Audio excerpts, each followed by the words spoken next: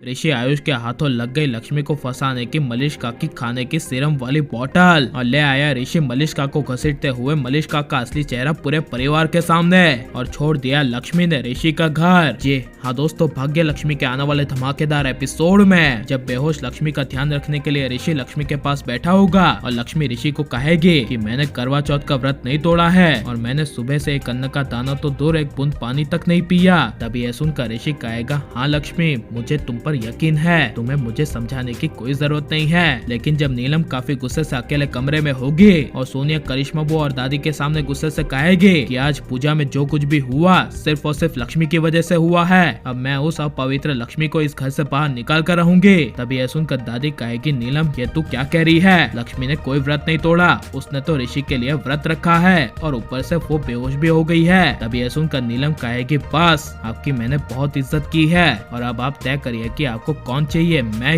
या वो लक्ष्मी। यह सुनकर दादी के होश उड़ जाएंगे, लेकिन लक्ष्मी के साथ बैठे ऋषि का एक कॉल आएगा और ऋषि 1 मिनट के लिए कमरे से बाहर चला जाएगा और वहाँ पर जब आयुष आएगा और लक्ष्मी को कहेगा कि भाभी आपको क्या हुआ, आपकी अब तबीयत कैसी है, ठीक तो है ना। तभी यह सुनकर लक्ष्मी कहेगी हाँ आयुष, और आयुष कहेगा तो बहुत अच्छा है, लेकिन मुझे ये समझ में नहीं आ रहा कि मलिष्का और सोनिया ने आपको फंसाया कैसे, उन दोनों ने और मामी ने कैसे बोला कि आपने व्रत तोड़ा है। तभी यह सुनकर लक्ष्मी कहेगी मुझे नहीं पता। तभी यह सुनकर आयुष की अचानक से नजर बैठ के कोने पर जाएगी जहाँ पर मलिष्का के लक्ष्मी को फंसाने के लिए खाने के सीरम की बोतल रखी होगी। तभी वो देखकर आयुष को शक होगा और आयुष लक्ष्मी को कहेगा लक्ष्मी भाभी ये बोतल कैसी। तभी आयुष ये कहकर बोतल उठाएगा और उस बोतल के सीरम में से खाने की खुशबू आएगी। तभी आयुष लक्ष्मी को फंसाने की मलिष्का की चालों को समझ जाएगा, जिस वजह से उसी वक्त कमरे में जब ऋषि आएगा और आयुष ऋषि को कहेगा ऋषि भाई ये बोतल यहाँ पर बैठ के खोने से मिली है और इसी बोतल के जरिए लक्ष्मी भाभी को फंसाया गया है और ये लक्ष्मी भाभी को फंसाने का काम और किसी का नहीं बल्कि मलिष्का का ही होगा।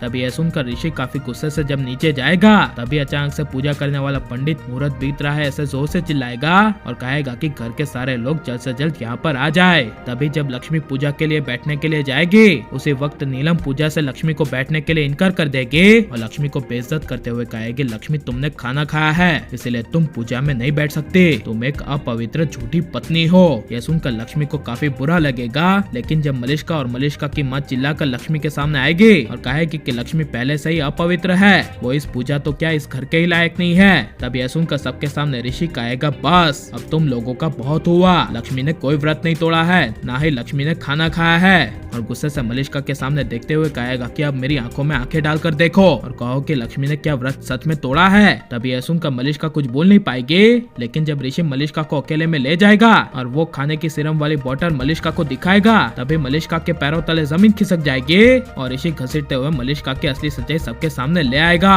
और सबके सामने मलिष्का के सामने हाथ जोड़ते हुए साफ साफ कह देगा कि अब मलिष्का बस तुम्हारा बहुत हुआ, तुम अब मुझसे दूर रहना और प्लीज अभी के अभी इस घर से चली जाना। यह सुनकर मलिष्का के आंखों से आंसू आ जाएंगे, लेकिन बेवजह नीलम के लक्ष्मी को बेइज्जत करने की वजह से लक्ष्मी अपना सारा सामान पैक करके घर छोड़कर चली जाएगी और लक्ष्मी को ऐसे ऋषि के घर के छोड़कर चले जाना चाहिए क्या नहीं। और क्या आप लक्ष्मी ऋषि की जोड़ी को हमेशा एक रहते हुए देखना चाहते हैं क्या नहीं, ये सब हमें कमेंट में जरूर बताएं और आप लाइक शेयर हमारे चैनल को सब्सक्राइब करें।